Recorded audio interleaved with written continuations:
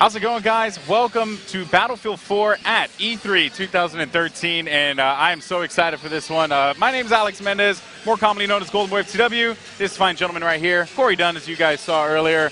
You had a great interview with Carl Magnus. Awesome. It looked awesome. I was super jealous sitting there in the sideline. I'm like, it's not fair. But no, but seriously though, I mean, what did we learn, I would say, from the genius behind Battlefield? We learned so much, and I tried to do the best that I could to ask every question that I could think of that the scene would be asking. I mean, one of the things that, one, spectator mode is usually the question that you're trying to figure out whether or not it's going to be in the game. How are they going to support the competitive gaming scene? Next one would have to be about the suppressing fire. I didn't even have to bring up the fact that they were talking about suppression. That was always the thing that got brought up there that happened in Battlefield 3, was how is it really going to impact, and really what you heard there was from the support class with the LMG. I mean, so you got to saw all those different types of things that were happening throughout that process. Yeah, I'm really excited for just, you know, the scope of what Battlefield brings to the table here. You know, you can even see the people. I had a chance to actually talk with a couple of the people and kind of like get their opinions on what they felt on the first game that we saw in the background, and they loved it. It was fun. They had the Levolution of the skyscraper falling down, which was awesome. All the players really dug it, and I think that, you know, when you look at the grand scheme of things, the community is going to be very happy with the product that DICE is putting out there. Well, so what we have here all E3 long is real gameplay coming from 32 versus 32, a 64-man server, 2 commanders that are going to be here. We're going to see a bunch of, this is raw, everything's raw here. None of these players have played the game before. That's right. We're going to be finding out exactly how to maneuver throughout the maps. We're probably going to see these guys come back time and time again. I had the chance to kind of play this game for a little bit. I loved it. I was only in the server by myself, and the map that we're going to get the chance to check out is going to be Siege on Shanghai. So we're going to go ahead and hop on here. And again, just go ahead and take a moment here. Let's digest exactly what we see here in the spectator mode. You can see that there's 4 different options that we can kind of scan through. You've got your tabletop view, which is your overview map, kind of looks like commander mode, and also first-person view, which we're in right now. Third-person view, we can actually hop out of the helicopter and get that third-person view that you get whenever you're playing the game, and then also free cam as well. So again, we're getting all of these different types of elements, and you get the chance to see exactly what we have here. Again, we're looking at the map overall here on Siege of Shanghai. And it's a beautiful map. I think it brings a lot of dimension into the game whenever you're talking about having to navigate a heli through this map. Well, one of the awesome parts when we had a chance to speak with DICE a little while ago was they were very excited for the elements of land, sea, and air, right? And you're seeing it, you know, come out right here, right in front of your eyes. Basically, they're excited that this urban map, this urban environment implements, you know, sea-based vehicles. You know, also the helicopters we see right here that is pretty much just tearing things apart, in my personal opinion. Alpha 4 and Alpha 11 are just doing work right now. But this is exactly what Battlefield is about. Only in Battlefield are you going to be able to get this kind of experience where you have just this mix of so many things going on at the same time, so many moving parts, yet it's just all awesome carnage, war at its finest. Now, what we are looking here, once again, helicopter shot. This pilot actually doing a pretty standout job maintaining position over at the D area. Now, let's actually break this down, Corey, because, you know, the territories actually have an impact on the commander mode. Why don't you tell us a little bit about that? Yeah, so we're just talking about some of the elements from commander mode is that you can take over B, C, and D, and right now, as you look at it, currently the U.S. have C and D. If you're holding down, we're again just talking about Siege of Shanghai. This does not necessarily mean that it goes across all of their maps. Some of it gives them different types of perks, and those assets are actually directly correlating with each map. So for instance, and actually each position, whenever we're talking about some of these flag points. So for instance, the C flag point actually gives you the capability of having a gunship. The B point will allow you to sit there and have the Tomahawk, and I believe D may stand corrected, but it's a type of scan. I think it's an infantry scan. And as you can see right in front of you guys, the skyscraper is going to be coming down. Levolution at its finest. And now this is really going to affect gameplay, folks, because this is going to, I guess you can block the vision of the pilots. so you can actually see all this dust coming up. Right, you see all the debris that happens again. So one of the things that you're going to notice here, again, the C flag, the C point was up on top of the skyscraper. And after knocking out the 4 pillars, they're all pretty well identified. So for those of you that are kind of questioning what exactly it is, there's 4 pillars that are on the outside, kind of harbor side, that you can spot and you can take out pretty quickly there. And that's exactly what we saw there. He got knocked down the skyscraper, and then from that point, that actually shifted the C flag down towards the lower side. And right there, I mean, what we saw throughout the game, just some really great gameplay. Just in general, just watching how things kind of evolve. I mean, there's different dynamics that are coming to play. I mean, one, the skyscraper could have stayed up there the whole time. Me and my buddies, we would have had our squad. We would have been spawning up on top of C. We would have been picking people off. We'd have been having the commander, hey, check out this spot over there. Take that out with the tomahawk, or bring out the gunship since we're holding down C anyway. I mean, all these different elements. But once you knock out the pillars, it's a whole different ball game. Yeah, that's right. You know, again, you know, we saw it at the EA press conference, and it's more than just a buzzword. It is true to form. It is the Levolution. It is the level itself, the map changing before your eyes, evolving. Just the form of combat that you have to engage. That is one of the interesting things, but it doesn't just affect the large scale stuff, right? Like we saw in the press conference, right, that there was a sequence where the players actually destroyed a pillar that allowed the floor to cave in, thus you know, pretty much giving them the advantage to take out a tank. Over there by the B flag over in Metro area, I mean, you were watching right off the start. If you hadn't had the chance to be able to check out that EA press conference, make sure you head over to youtube.com/Battlefield. There's actually a best moments from that video, and that was one of them. You're able to see one of the players there on the infantry side, our hero, if you will, spotted a tank, and then instantly one of the members there, one of the recon members, tossed it out of C4 over by the pillar that was right there by the street and blew it up and then took it out. It was game over from that point. But the cool part is that it goes further than that, though. That's the cool part, right? So, like, it goes beyond just, you know, destroying a floor and the tank coming down.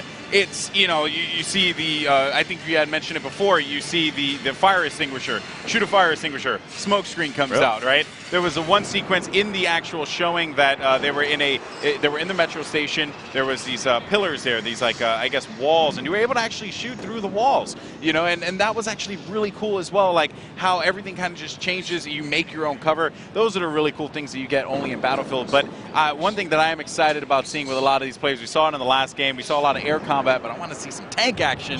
I love some tanks. I'm still all about the helis right now, watching how, I mean, I'm not a great pilot at all. But watching the helis kind of navigate through those buildings is quite impressive. I mean, we get to see some really raw talent, some Matrix type stuff. We're just kind of maneuvering through each of those buildings. Actually, got to give that guy credit. He managed he did a pretty good job. He stayed in the helicopter for quite some time.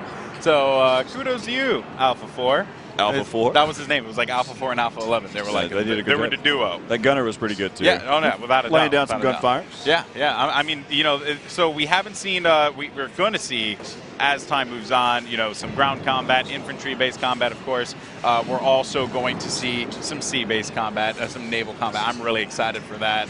I still think one of the best things, I always remember in Battlefield 3, I mean, whenever I'm out there, I'm in a helicopter or a jet, and I fly out over the sea for a moment. I'm getting shot, and I'm one of the worst ones where I just pop out anyway, and then I realize, why did I jump out? Now I'm in the sea for the next 20 minutes just swimming. Swimming through. And then finally I ended up going, man, I'm done with this. And respawn. But no, it's one of the cool things is, I mean, you have the ability to sprint swim. That's right. Carl Magnus had mentioned that was not, it's really probably not the technical term right now, but it's one of the terms that are being used around the office. Sprint swim.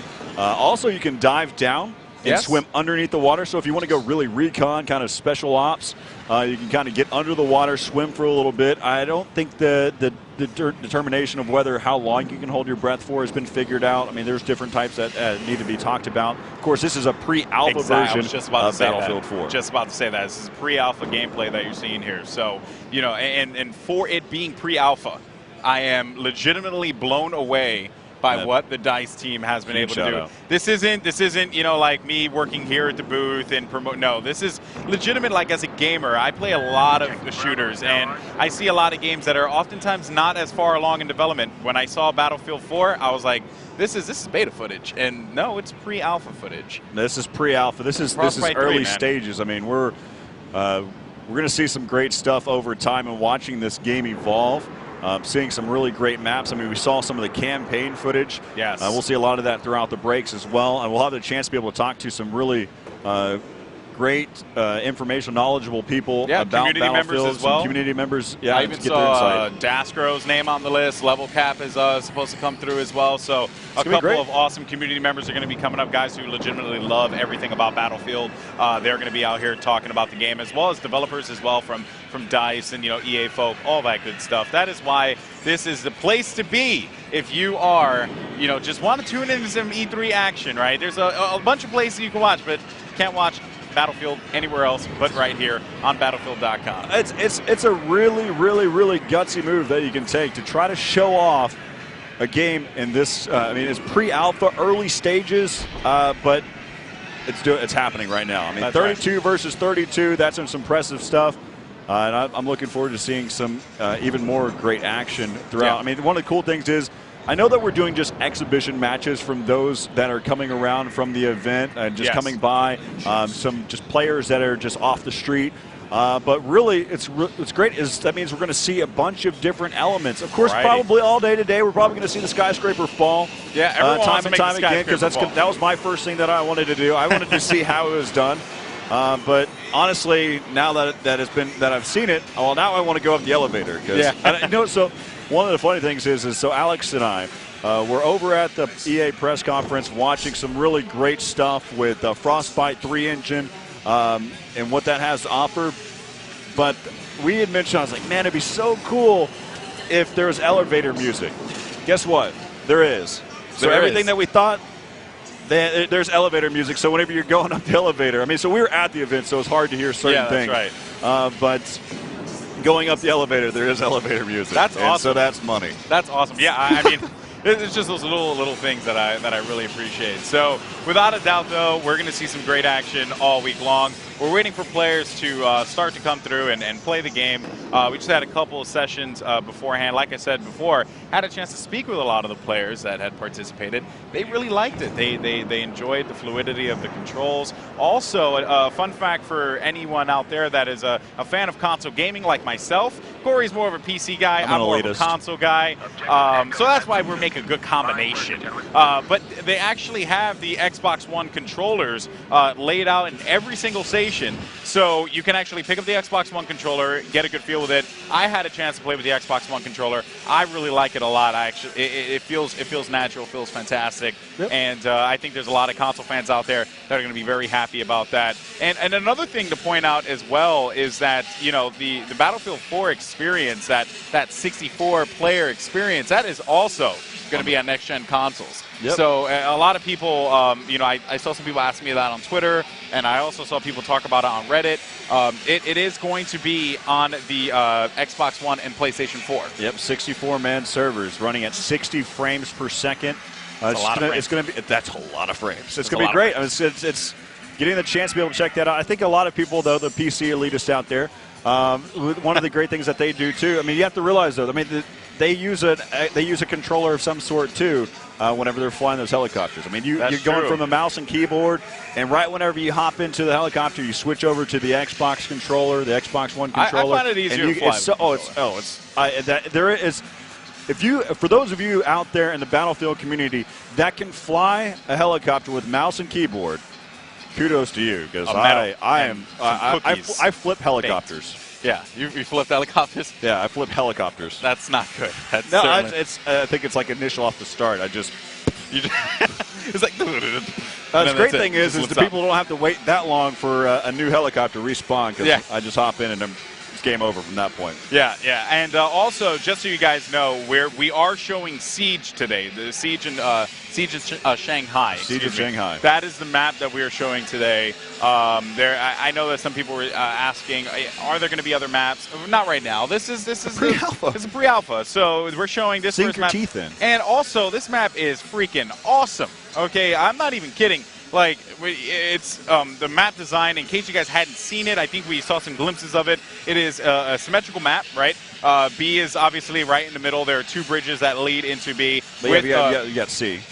Excuse me, C, I apologize. There's 5 points in Conquest. 5 points. And the cool part is that we actually talked about it before, was the commander mode and how the commander mode actually impacts things. So here's the cool part, right? If you spawn in the beginning of the game, you get, your respective territories A and E, but you don't get any benefits for your commander. You only get benefits for B, C, and D. And I really, really like that. I like that little touch. Keeps things going, keeps the action flowing.